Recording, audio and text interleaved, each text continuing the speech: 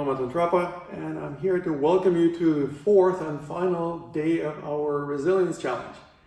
I hope that you are having a blast learning how to develop a greater body alignment, how to apply some principles of energy awareness that I shared with you, such as orientation, stabilization, grounding, rooting, and so on. And you also learn how to test the stability and balance of a person by using a testing push, using power instead of force. This is something that is going to apply not only to this one particular activity. I hope that you see that the way that we do one thing, we do everything. If you learn how to use power rather than force in one particular aspect, you will be able to become powerful rather than being forceful. Who wouldn't want that, right? If you're a business person, would you want to be powerful or would you want to be forceful? If you are in sales, do you think that you'll do better if you are a powerful salesperson or a forceful one? Nobody wants to be sold something by a forceful salesman, right? And that applies everywhere, like even in martial arts. Would you want to be a powerful martial artist or a forceful one? Or if you're a healer, who wants to go to a forceful healer, right? But powerful, yes, definitely. So we learn how to translate everything that we learn in terms of embodiment of our practices and use the body as a metaphor. And that is something that we'll continue doing today. And we're learning how to become more centered today. What does it mean to be centered? Well, many different people talk about centeredness from a great number of angles. My angle is really simple. Being aware of your center helps you become centered. If you are unaware of your center, it's hard to be centered. And how do you become aware of your center? Well, it would be necessary to find out where your center is and then bring awareness to it. Where is your center? I'm not talking about just the center of mass, I'm talking about the central channel. In Oriental medicine, it's referred to as the central channel. In Tai Chi, it's often referred to as the Tai Chi pole, but essentially it's the straight line that comes down from the top of the head, along the spine, and goes all the way down to the center of planet Earth. In other words, it's a plumb line. The alignment of your spine makes you more aligned. If your spine is misaligned, you're not in alignment.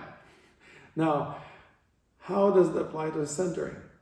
How do you become centered in order to experience a greater sense of ease and comfort in your life? Let's explore first ways to find your center. I'm going to jump and land softly. That's what we call taking natural stance. And next thing I'm going to do is turn either to the right or to the left, doesn't matter. I'll turn this way. Notice how my arms just kind of swung around, flapping completely loose and limp. I'm going to turn the other way. Now, in some practices of Qigong and other disciplines, they drum on the kidneys or on the Mingmen, the area in the lower back, or some other parts of the body. Let's just say your hands are going to swing spontaneously, and wherever they land, wherever they touch your body, is going to be sufficient. All you need to do is to turn on one heel at a time, like this, or like that. So notice how when I turn, my toes are kind of tracking my center line alignment. So the toes of the front foot are pointing where the navel is pointing. And when I turn more or less in the frontal position, then they switch from one foot to the other foot. So there is a pivot that happens on the heel, and then I bring my toes down momentarily, and then start pivoting it in reverse. So I pivot to the right, pivot to the left, let the arms swing and hands touch the opposite side of my body, wherever they land. And I want to bring 100% of my attention to the axis of my rotation. Where is the center around which I pivot? Obviously, it's a vertical plumb line because I'm pivoting from side to side. If it's not vertical, I will not be able to pivot very well. So I essentially discover how to align my spine with this vertical plumb line of the center channel. My breathing ideally would synchronize with my movements. Why? Because turning involves a bit of twisting of the torso. Twisting of the torso goes hand in hand with exhalation. It's like wringing water out of a rag by twisting it.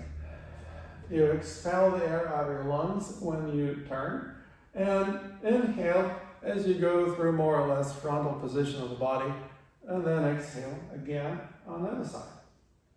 It's going to be a relatively rapid breathing pace.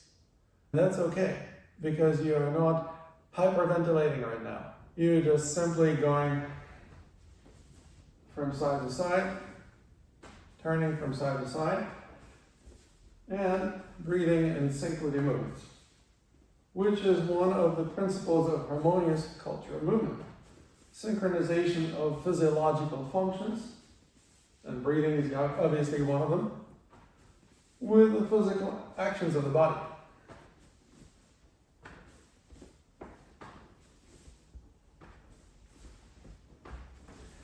The more time you spend doing this, the easier it will become for you to find your center. So eventually you will not need to do this for a long time.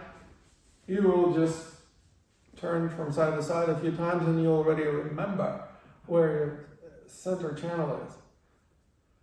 And bringing attention to it is the holy grail of Qigong and many other disciplines. Because where attention goes, energy flows.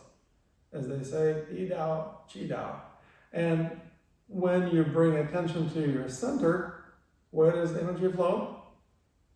Back to the center. That's what makes you centered. Now, how do we know that we become more centered? First of all, let's check our breathing. And secondly, let's test it by asking someone to push us. I'm going to ask my partner, Aine, to do me a favor and push me. Let's see if I got any more centered than I was before. Ready? Yes, I'm always ready. I was born ready. My job is to feel where the energy is flowing when she's projecting this energy at me. Her push is an energy projection. And statistically speaking, it's very unlikely that she'll be able to apply absolutely equal amount of pressure on both sides of my center line. Most likely it's going to be more pressure on one side or more pressure on the other side of my center line. My job is to feel where more energy is flowing and go with the flow. In this case, I'm turning. I'm not being pushed over. It's just one part of my body goes back, the other part is going forward. So I still stand my ground, but I'm completely relaxed. Would you do me a favor and push again?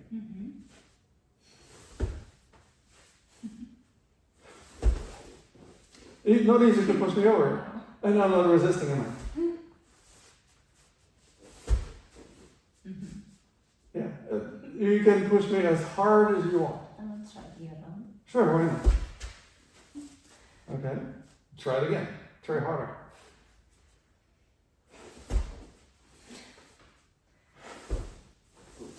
You're just helping me breathe as you push me into my stomach, and then I pivot. I turn in that respective direction wherever the energy is flowing. Now, it's not only that I'm bigger than her, that's why she can push me over. Let's trade roles. Let's see if I can push you with the same testing push.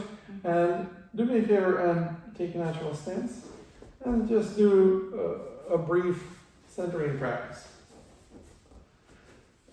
Since you've done this plenty of times, you know how to feel centered. And so whenever we're done, I'm just gonna try to push. I touch first. So I'm not striking. I'm lifting the front foot up in the air and just falling towards her. Just like that. Okay. Nice. Yeah, really impossible to push you over. And you're not resisting, eh? No, And it's not hard, is it? not at all. Beautiful. So the idea is that it doesn't matter how big the person is or how small you are. It does not actually change the principle. The principle is the same. Wherever the energy is flowing, you need to pay attention to it and adjust yourself accordingly. That is the key to being in the flow. As the author of a book, The Art of Being in the Flow, I know a thing or two about flow. And I'm happy to share with you. I am delighted to invite you to our Resilience Summit coming up tomorrow. So I look forward to seeing you at our summit. And if you have any questions or if you would like to share some final thoughts or share a video of your practicing, please do that in our community. And we'll continue meeting in our community not only during our summit, but for months to come, perhaps years to come, because we are building a movement. You are welcome to participate in our movement and our online community and share what you have to share with other members of the community, and hopefully they will do the same thing. Everyone is going to be benefiting from being a member of our community, and we'll all grow more resilient together. See you at the summit.